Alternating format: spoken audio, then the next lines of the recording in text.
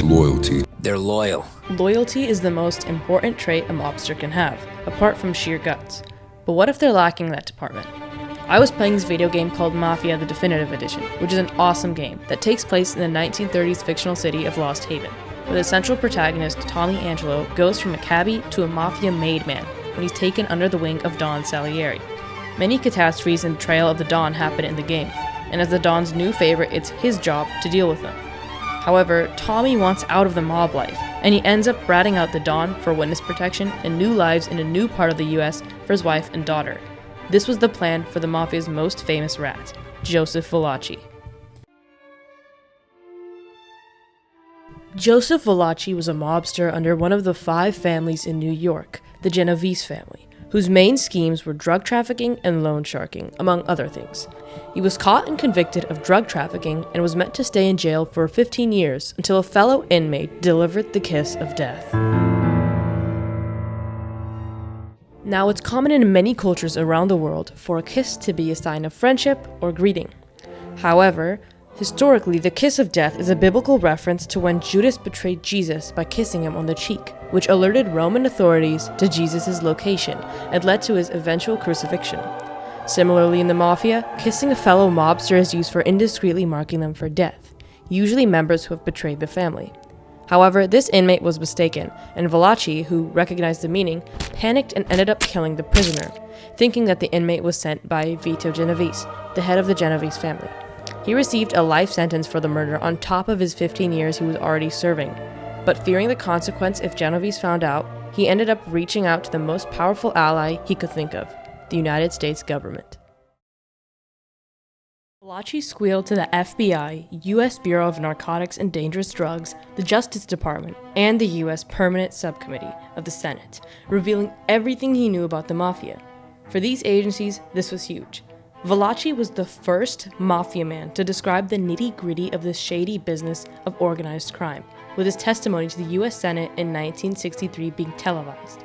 He even coined the term Cosa Nostra, or Our Thing, which he used to describe what we called the nationwide allegiance of organized crime families, or, in today's world, the Mafia. It was the most detailed look into the Mafia, and his PSI, or pre-sentence investigation hearings, lasted 11 days. It started on September 25th, 1963, and Valachi revealed that he actually wanted revenge. To destroy the whole syndicate, the whole organization. That's right, yeah. Why do you feel like it should be destroyed? Well, through the years, first of all, I want revenge. Second of all, they've been very bad to the soldiers. And they've been thinking for themselves all through the years. In other words, all put together. I could put together a number of, so many things that it all comes to all one to destroy them. There are just many reasons that add up to the fact Right. you don't think that such an organization should be permitted to operate, to That's exist. right. Is that correct? That's right. As the senator put it before, what did I get out of it?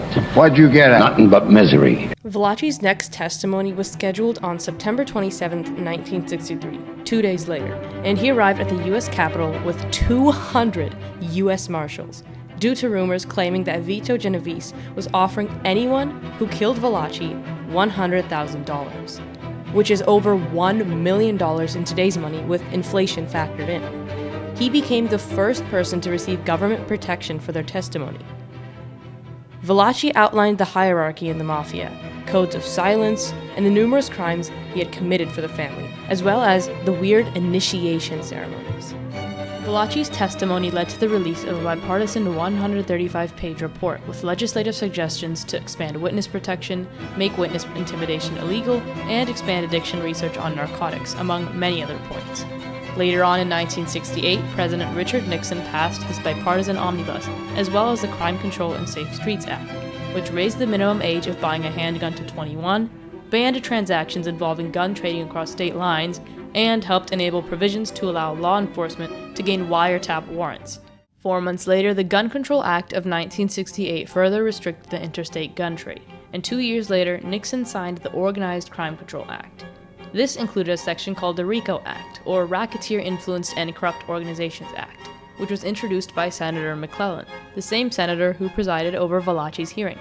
This was used to provide harsher penalties for the 35 crimes that were labeled as racketeering activity. This list includes murder, arson, extortion, bribery, and acts of terrorism. His testimony also led to the official establishment of the Witness Security Program under the U.S. Marshals from the 1970 Organized Crime Control Act, where it is still used today to provide the U.S. government with valuable information on organized crime, terrorism, drug trafficking, etc. Thanks to all these measures, the power of the Mafia has significantly diminished, with the last high-profile news being about a series of arrests taking place in the U.S. and Italy, leading to the prosecution of 16 alleged leaders and associates of the Gambino crime family in November of 2023. I forgot to put this in the video, but Joseph Valachi died of natural causes at a prison facility in Texas, so the Mafia didn't get to exact revenge on him.